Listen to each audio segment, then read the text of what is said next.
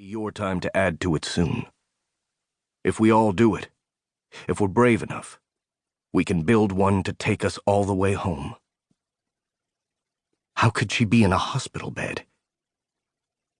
Melissa frowned at her dad. Still, you don't tell her like that. She looked back to Becca. First off, what you did was insanely dangerous. I know you're crazy smart for your age, but you can't do that. Anything could have happened to you. It seemed like something horrible had happened, and it had nothing to do with the fact that she'd managed to navigate the public transit system. It was easy. There was a map and everything. All she'd had to do was buy a ticket, and she'd gotten home. When she'd realized no one was there, she'd walked to the hospital her dad worked at. It was only 4 blocks away, and after having spent an entire summer locked in a classroom, it had felt good to be in the sunshine for a while. Now she wished she was still outside, still in that moment before she realized how everything was crashing around her. Her father had practically gone white. God, I hadn't even thought about that. She's not an adult, Leland, Melissa said, though not unkindly. I know it's easy to forget because of how smart she is, but to the world outside she's a kid, and that big brain of hers won't protect her, and you can't protect her from this, but you could have eased the blow. She tapped on the on-call room door before entering and leaving them out in the hallway. The door closed behind her, and she was alone with her father again. Her dad looked hollow. I didn't mean to tell you like this. I wanted you to have fun this summer. He knew her well. Most parents wouldn't think sending her to a university summer camp to learn about emerging viruses would be fun, but her dad got her. So did her mom. They supported her. They gave her what she needed. How long have you known?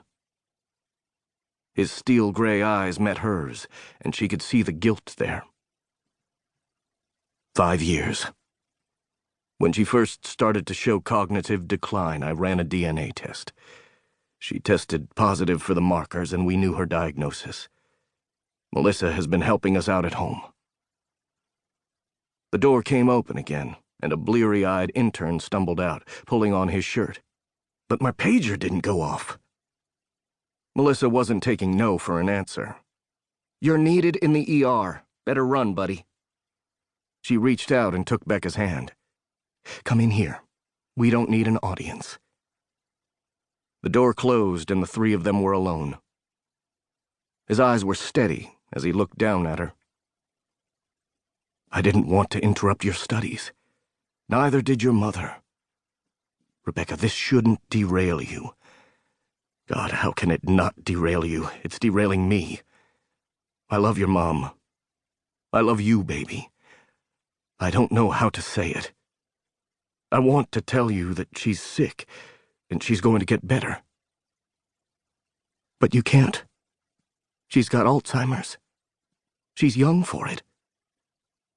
She might not have spent much time studying neurological conditions, but she knew this one. She knew the name of the disease that would kill her mother. It's early onset, Melissa agreed. Only about 5% of patients get it this early. Your mom asked me to get some books for you to read, and there are a couple of classes you can take. She would feel better with a book in her hand. Things might make sense if she could understand what was happening in her mom's head. Becca went back over the last few years. How could she have missed it? Melissa would come over and stay the night sometimes when her father was on call. She would explain that she didn't have anything better to do. And wasn't it fun to have girl time? She'd been making sure her mom didn't hurt herself. Why is she in the hospital? It was obvious they'd done a lot to keep this quiet. She took a hard fall down the stairs, her father explained. I think she forgot what she was doing and missed a step. They have to replace her hip. The disease has progressed to the dementia stage. It's not bad yet, but I don't know what to do.